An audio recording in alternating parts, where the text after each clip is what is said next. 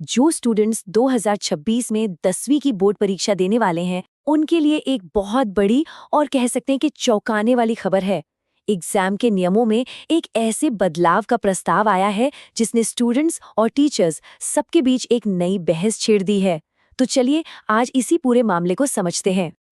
तो सवाल ये है कि आखिर ये इतना बड़ा बदलाव है क्या? असल में सरकार और जो हमारे एजुकेशन बोर्ड्स हैं वो मिलकर एक ऐसा नया नियम लाने की तैयारी में है जो एग्जाम देने के तरीके को शायद पूरी तरह से बदल सकता है। और हाँ, ये कोई छोटा मोटा चेंज नहीं है। ये नियम सिर्फ किसी एक शहर या एक बोर्ड के लिए नहीं है, बल्कि इसे पूरे देश के, जी हाँ, हर राज्य के बोर्ड पर लागू करने की बात चल रही है। मतलब ये एक देशव्यापी बदलाव होने वाला है। तो चलिए अब सीधे उस नियम पर आते हैं जिसने स्टूडेंट्स के बीच इतनी हलचल मचा दी है। इसे जीरो कटिंग नियम कहा जा रहा है। पर इसका असली मतलब क्या है, आइए समझते हैं। देखिए, नियम बहुत सीधा और कह सकते हैं बहुत सख्त है।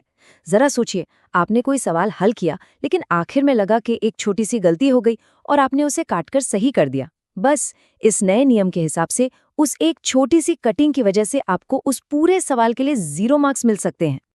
पहले और अब के सिस्टम में जमीन आसमान का फर्क है।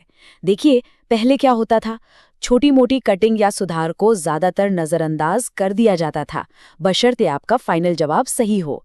लेकिन अब जो प्रस्ताव है उसके मुताबिक अगर जवाब सही भी है लेकिन उसमें कोई भी कटिंग या ओवरराइटिंग दिख गई तो भी नंबर 0 ही मिलेंगे। अच्छा, अब सवाल ये उठता है कि सरकार और एजुकेशन डिपार्टमेंट आखिर ऐसा नियम लाना ही क्यों चाहते हैं? इसके पीछे उनका क्या मकसद है? चलिए अब उनका नजरिया समझते हैं। इस पूरे बदलाव के पीछे का जो लॉजिक है वो बहुत सिंपल है। एक लाइन में कहे तो साफ कॉपी पूरे नंबर। बस यही वो फॉर्मूला है जिसे सरकार लागू करने की तैयारी कर रही है। देखिए, सरकार का साफ कहना है कि इसका मुख्य उद्देश्य है एग्जाम सिस्टम को और ज्यादा पारदर्शी यानी ट्रांसपेरेंट और अनुशासित बनाना। वो चाहते हैं कि किसी भी तरह की गड़बड़ी या कंफ्यूजन की कोई गुंजाइश ही ना बचे। इसके पीछे 3 मुख्य कारण बताए जा रहे हैं। पहला, पारदर्शिता बढ़ेगी।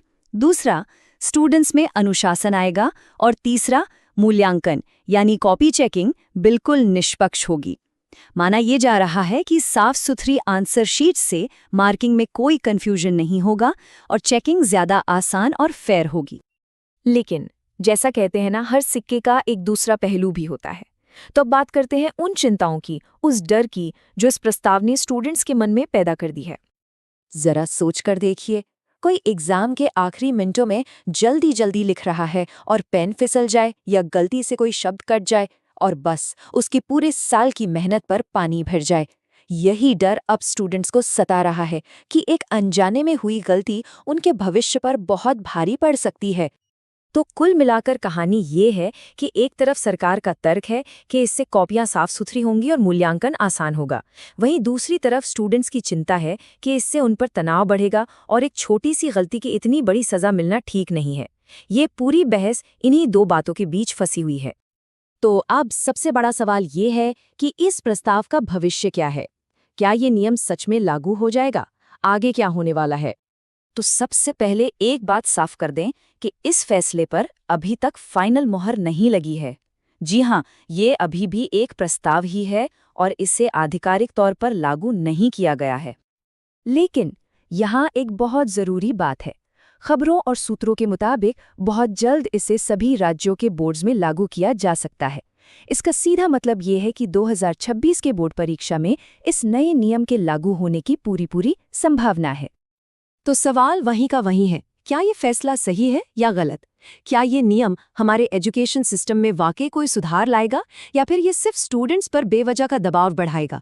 इसका जवाब तो शायद वक्त ही देगा, लेकिन इस पर बहस आज भी जारी है।